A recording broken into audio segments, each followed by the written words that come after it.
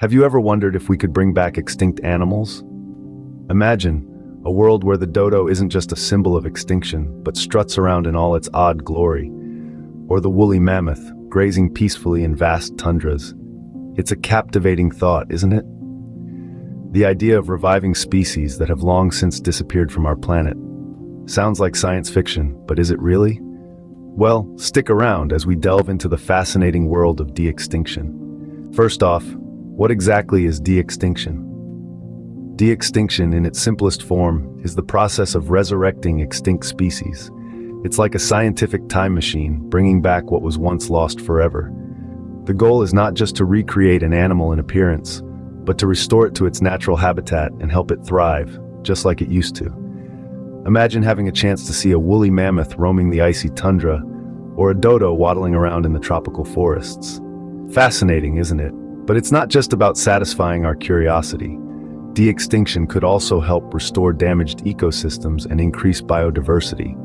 However, it's not all sunshine and rainbows. There are ethical dilemmas to consider. Is it right to play God? And if we bring back extinct species, are we diverting resources from conserving endangered ones? Now that we understand what de-extinction is, let's explore how it might be possible. The science behind de-extinction can seem complex, but it can be broken down into simpler terms. Let's dive into the fascinating world of de-extinction, where the realms of Jurassic Park might not be as far-fetched as they seem. First, we have cloning. This is the process of creating a genetically identical copy of an organism. It's been successful with living species, like Dolly the sheep, but with extinct species, it's a bit trickier. You see, cloning requires intact DNA, and DNA degrades over time. So the older the specimen, the less likely we are to get a complete DNA sequence. Then there's genetic engineering. This technique involves directly manipulating an organism's genes.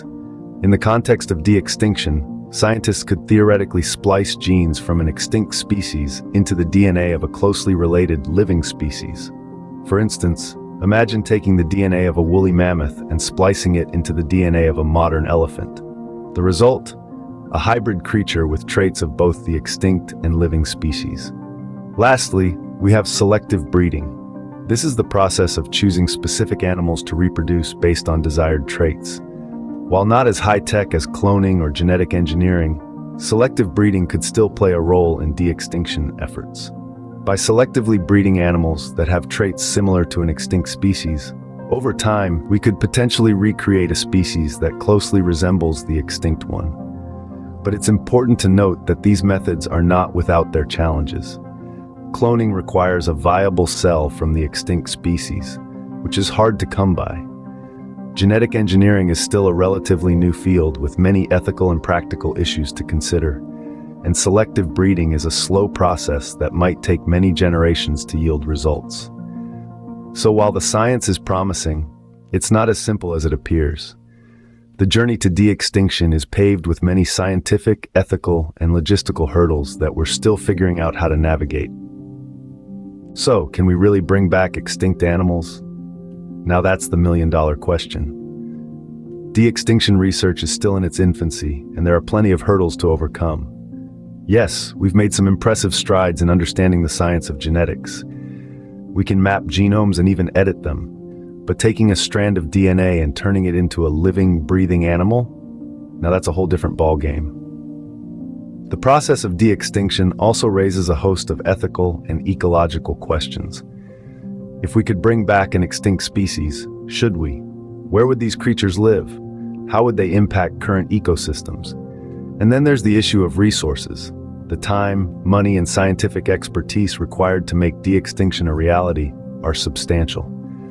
Until we can answer these questions and overcome these challenges, the dream of de-extinction remains just that, a dream. While we might not be able to bring back the dodo or the woolly mammoth just yet, the science of de-extinction offers a fascinating glimpse into what might be possible in the future.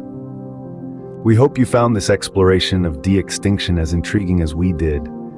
It's a vast field, full of mind-bending concepts and thrilling possibilities. If this video stirred your curiosity, do engage with us. Give this video a thumbs up if it piqued your interest.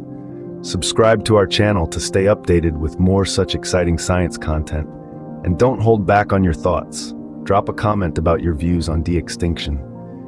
If you enjoyed this video, don't forget to give it a thumbs up, subscribe to our channel, and leave us a comment with your thoughts on de-extinction. Stay tuned for more exciting science content.